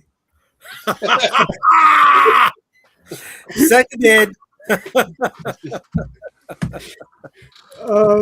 No, it is a very good book. It is a very good book, and it is very emotional too. So, yeah. Aaron, you? Yeah, I think so. The three. Oh man, I don't know. I did like. I know John Byrne. I liked Frank Miller, John Byrne when I was growing up. I really liked the Martha Washington series by Frank Miller. I like Sin City, but I was really a huge fan of the Martha Washington series. New writer is I really like Rick Remender, even though that guy pisses me off to no end. That was going to be my answer there too. Because I love Fear Agent, but everything since Fear Agent hasn't stood up. I read Low, and I got to the end of Low, and I'm like, oh, fuck you, Rick. That was a stupid ending. Like this one. I'll stick with Deadly Class. He's a good writer, but he's a hit or miss with me, but he always has really. I actually picked up a book like, oh, this art's really cool. I like this book. I'll get it. I had no idea it was actually written by Rick Remender. So apparently, I'm attracted to the guy related to knowing he wrote the book. Mm-hmm. So there you go. Yeah. All right, Neil. Continue from where Aaron left off. Yeah. Yeah. No. For new, I was definitely for new larger ones. Rick Remender is. I think Deadly Class got me back into some of the comics when I started picking up that. And God, I remember tearing through all of his stuff. Black Science, I really liked. Mm-hmm. But there are some like Low. Yeah, it had a neat concept. And then, just petered off with that. God, it was. Beautiful. I would just sit and look at it, but that's that's how he draws me. And he gets these amazing artists, and then sometimes he just can't stick the ending for me. Oh, absolutely. And I don't know why. Absolutely, God, and so I'm probably slightly younger than you guys. So when I was a kid, I wasn't reading too much. That I remember reading some like of the Kirby early stuff there, but it was just random throw-offs from what my friends had, and that would have been like still in the 90s, so not like old stuff. Mm-hmm. So I've gone back and read a little of it, but I'm not as well versed on some of those beginner authors, and I definitely should be, but that's where I'm lacking. All right, that's fair. Tom, what do you think? This is where I piss everybody off. I don't follow writers. Period. I don't believe that because someone wrote something good in one genre or one character that it translates to something else. It can, but just because you wrote a great Wonder Woman doesn't mean you can write a great, I don't know, fucking Spawn, right? Because they're just polar opposite characters. So that's not to say I will give things a try, but I'm not a writer following person. Like Robert Kirkman, I don't like anything that he does except for Invincible. And everything else that I've read, I'm just like, no, I don't want any of this. Put it all away. Don't want it. Who else? I don't like Grant Morrison, but I like the first half of All-Star Superman. The first half, not the second half. So it's to me, it's all very, very hyper specifically a book by a person, and that works. And then when they hop off, I see who's replacing them and you know, whatever. But I you know, for me, the only old guy, John Byrne for sure. I know I came up with John Byrne stuff, and Chris Claremont. Those are sort of my two sort of go-to old folks. I came up with a lot of Wonder Woman in the 70s. I couldn't tell you who wrote them. I have no clue. You know, when I was reading that stuff, I was a kid. I didn't read a credits portion of a book. Like, who cares? I'm reading a comic book. I don't care who did it. So I have no idea who made those things. I know some of the artists, but I don't know who wrote them. So it's tough for me because I don't follow things. So as far as like a modern writer, most of the modern writers that people freak out about, I can't read anything that they do. Time after time after time, they're like, you got to read this. You got to read this. I'm like, okay, but no, the answer is no. So I think the only sort of modern but again, if he went and did something else, it wouldn't matter. But what I do love is what Stepan Sejic has done with Sunstone, because that is such a fucking, he pisses me off. And I tell him this too.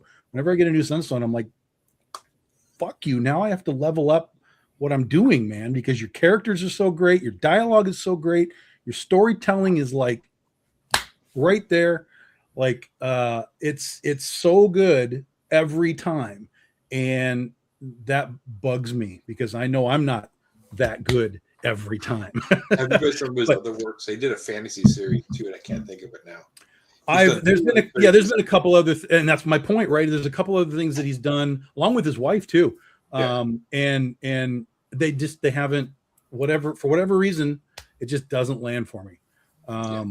You know, sometimes it's just concept, like the concept doesn't work for you. That's fine. But it's you know, it's like Tim Seeley, right? I can read Hack Slash. I don't really read anything else that he does. So it's for me, it's all too hyper specific. It's what the thing is. The thing has to work for me. And then, you know, whoever happens to be writing it, oh, okay, well, I like this now for as long as it exists. And if the guy goes off and does something else, I might give it the old college try. But so far, a lot of it just sort of falls short. So I don't know. I remember I was reading Sunstone at work for a while. People were like, what do you read? Nothing. Yeah, nothing is right. Yeah, nothing. Go away. Superheroes. On about your day. Go on about your day. Yeah.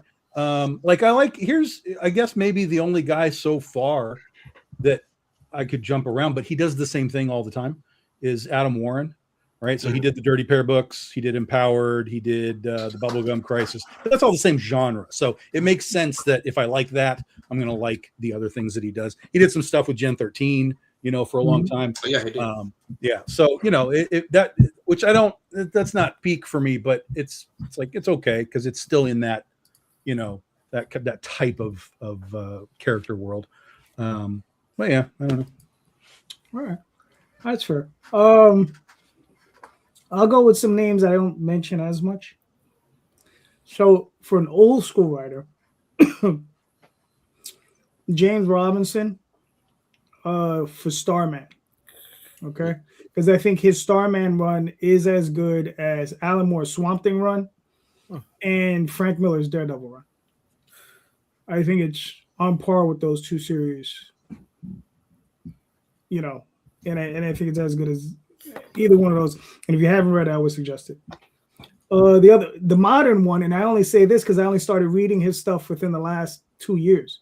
Jeff Johns, who's been around for a while, but I only started reading his stuff in the last 2 years, and I really love his Ghost Machine stuff, and that's all of it.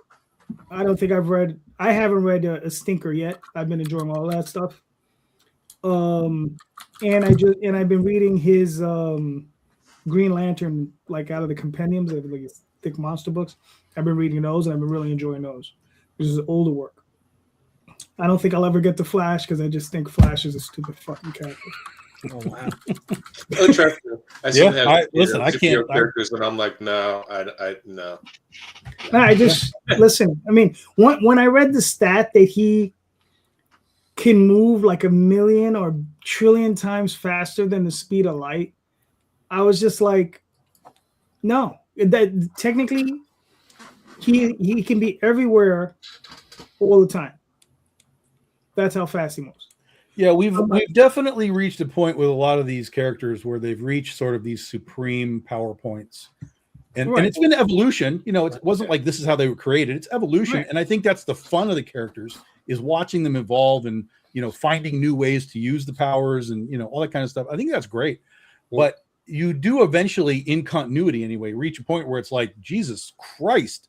I mean, this guy's going to, you know, run around the earth and cut it in half in a second. He's going so fast.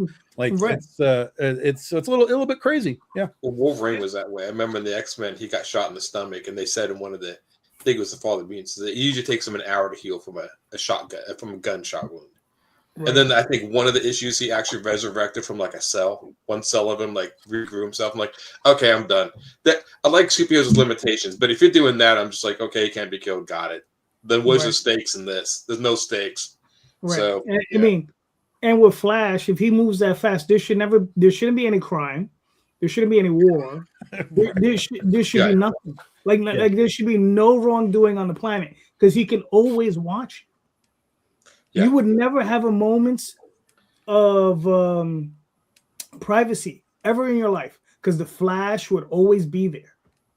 Because that's how fast he moves. He could see that's the story. That's the last Flash story. Is that Flash has taken over the world. Because every time somebody comes into power, he's like, nope.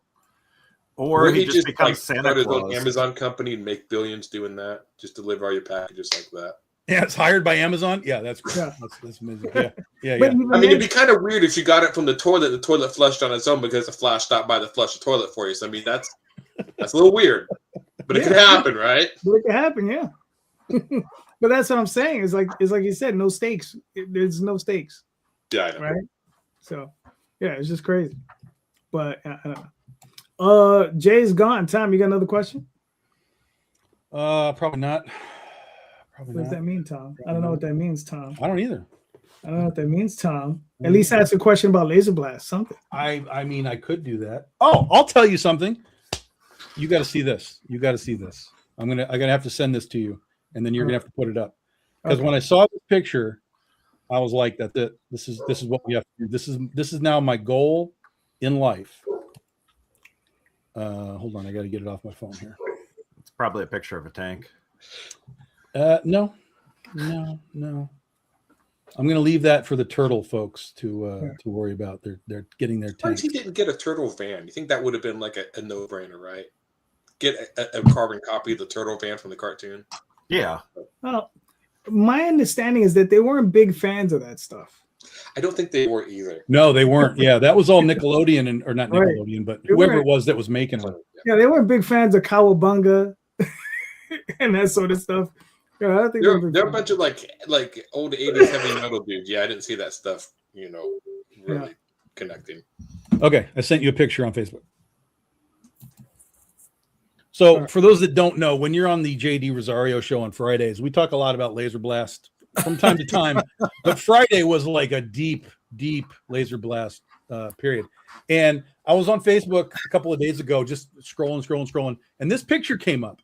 And as soon as I saw this picture, I was like, this is the ultimate fan cast for the remake of Jesus. Laser Blast. No, Like Which one? The hair is absolutely right. The face is absolutely right. Dude is a great actor. That is your dude for the Laser Blast remake right there. 100%. yeah. You should have saved it for Friday. Now we got nothing to talk about. No, I got something No for you Friday, on Friday too. no Friday show now, Friday. folks. No Friday show. Wait a minute. Is that Jeffrey Dahmer? Yes, Yeah, that's him as Jeffrey Dahmer in the show. Yeah, it's Evan Okay, Peters. because I've seen Jeffrey Dahmer, because the actor who played him looked damn spot on to the guy. So sometimes they get him confused. Yeah, that's Evan Peters in the Jeffrey Dahmer show. Yeah, That's right. Yeah. Okay. I I watched 2 episodes of that, and then I'm like, God, he eats people good. I would live through that shit. So Sometimes I think that Calderon and Tom use my platform to further their needs with exposing people to the Laser Blast movie. I really do. I'm just I'm just a facilitator. I'm not. We're not disagreeing. with you. Eventually, Charles Band is going to find these shows, Yeah. and he's going to be like, "What the fuck are these guys talking about?" Well, did you speak to your colorist? No, not yet. I will. I'll buzz him tomorrow and see if he wants to pop on this week. So, Jay, do you have a question? I asked like 5 of them today. Why do you got to go to the well, bro? Come Because on. you're the co-host. Yeah, that's why. That's why I asked 5 of them. He said, "Oh, Jay, you got to do the heavy lifting." I'm pulling shit out of my ass. Come on. That's bro. every week. That's every week. And believe it or not, no one is impressed with your ass. Excuse me. This ass makes me so much money on Times Square. Okay. How do you think I make so many comics in my career? Come on, bro. Times Square doesn't do that anymore. You think it all comes from sale? Hasn't been a deuce in a long time. Hasn't been a deuce in a long time, bro. You don't know I mean- part of Times Square. You're right. I'm sorry. It's not Times Square. It's the kitchen. The kitchen is the Hell's Kitchen right now is the area where they do a little bit of that extra. For those of you who don't know Manhattan, the Hustler Club actually resides in Hell's Kitchen. So just a little bit of juice for people. I know. I remember in Portland there were rumors that it was who's that famous porn star owned the Swingers Club. He's chubby, hairy. Everybody, Ron Jeremy, Swingers Club. I didn't know it ever existed. I walked to work one day. There's a big Humvee. It says that right in pink letters across. I'm like, oh, must be fucking real. Oh yeah, no, I didn't know about that. I don't know As about dumb that. as it is, I never go in there, but because I heard the Russian mafia hangs out there, so I'm like, I'm good. I don't need to get my ass shot. All right. But So let me just softball everybody. Yeah, So- softball.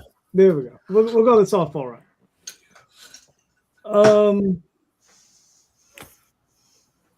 Yeah, we'll go the softball route because I'm looking at these other things. Who is an artist? And I've asked this question before, so Tom and Jay already know. So who's either an artist or a writer that you would want to work with? Okay, softball. That's a softball. All right. So Aaron. Yeah, either one. Go ahead. I don't know, Go man. ahead, Aaron. I am one of those guys that do not like to share. And I will admit that full front. It could be a detriment. I drew a comic for some guys, and then the inker came in and crapped on it, and the colorist. I even tried to give colors that they should use, and they're like, "No, whatever. We got to grail a box of colors. Weed." After that, I don't know. I think my friend Tom, as dumb as it is, it'd be somebody. It wouldn't be anybody famous. It'd be somebody I know. I'm not. I don't know. I'm not really sure. I just never have had any inclination to want to work with other people. As dumb as that sounds, I don't know why. I just always just like, no, I have my own vision. I want to do it myself. Give it to me, mine. It's probably to my detriment that this happens, but yeah, I get greedy. So That's what makes you indie. that's what makes me indie. More indie than I probably really should be, but yeah. That's fair. Neil, what are your thoughts? Oh man. I don't know. I really am drawn to like Scotty Young right now. Some of that style. I'm not sure what I'd want to write for something like that. But I just dig that style. So I think I would strive to find something that would fit. All right, cool. Scotty Young, yeah. Tom, what are your thoughts? I would be a little careful because some of the people that I could name are actually doing things. Like I've got confirmation. I'm like, and I'm losing my shit over who's doing these things. So we're not going to talk about them yet. Well, you just let us know who they are. Nope, absolutely not. Just, No, absolutely not. it's not a big deal. We're not putting any jinx on it whatsoever because it's all working right now. I mean, there's lots of artists I would love to work with, and some of them I've talked to, and they've given me sort of the thumbs up. Like if they have opportunity, they can do it. Like I've talked to Adam Warren about doing a cover, and he was like, "Yeah." And this was back when he was doing Empowered. So now that it's done, he might actually have like windows of opportunity. So I might hit him up again and see if I can get something from him. You know, Todd McFarlane and Art Adams are my sort of top 2 bucket list guys that I'll probably never get, but they're there forever until I get to work with them. And then, you know, there's the guys like Mark Schultz. I would love to have Mark Schultz do something. Frank Otto. I keep talking to Frank Otto all the time. He works for DC. He's exclusive with DC. He does the DC versus Vampires stuff, and I love it. And every time he posts something, I'm like, now? It's like, nope. So at least he knows I'm out there. So if there's ever a yes, like put me in there, buddy. So he's really fun. He's like, I'm sorry, but my editor does not let me do that. And I'm like, I get it. Just you tell me when it's yes, and I'm ready. It's not a problem. Adam Hughes would be a guy that's high on the bucket list. I don't know about writers so much. There are some guys that I would definitely give opportunities to. Not opportunities because they've already been working, but like you know, I'd love to work with like Vince Hernandez from Aspen. So I knew him for years when I was over at the Aspen crew. He's very, very cool. I would definitely love to be like, hey, do you want to do something? And hopefully he'd be game for it. So there's a few out there like that. Yeah. But I've been knocking on doors. Like I've said before, like, don't be afraid to knock on the door because you don't know what those guys are doing at any given moment. And even if they say, well, yeah, it might be the end of the year, at least you got the door open a little bit and, you know, come back at the right time and see if it works. Cool. Jay, what are your thoughts? Funny things happened with Friday. You know, I had reached out to Kyle Hotz, and he did the cover for this one book that was showed on Friday's show. And like Tom, he said, not not right now, because he's in the middle of a project for a company. And I said, okay, cool. So he hit me up and he's like, you know, just wait until the summer. I'm like, all right, sounds good. But I am a huge Ron Lim fan. Mm-hmm. You can get Ron Lim.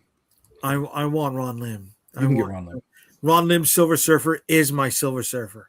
I'm not trying to put down anyone else that ever worked on Silver Surfer. But when I was picking up his books in Puerto Rico at a Walgreens, you know, it was the Ron Lim stuff. And it was just, it got me, right? Ron Lim and Jim Starlin. And then Ron Lim was doing Captain America for a minute. And I was like,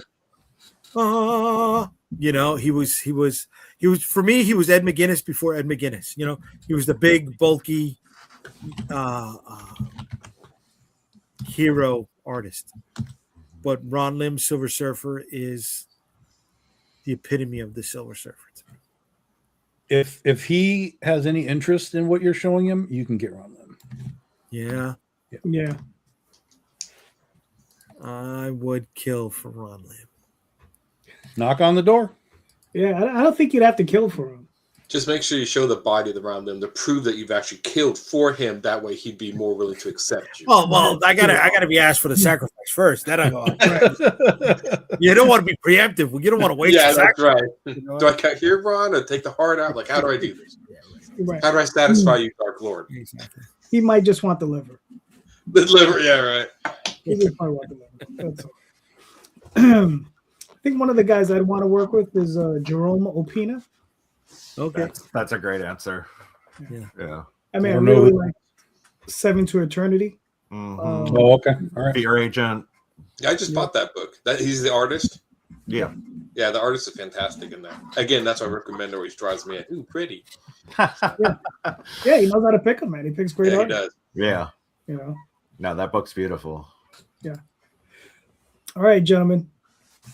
We made it to hour 2. Thank you so much. All you guys are great. So let's start with Mr. Aaron.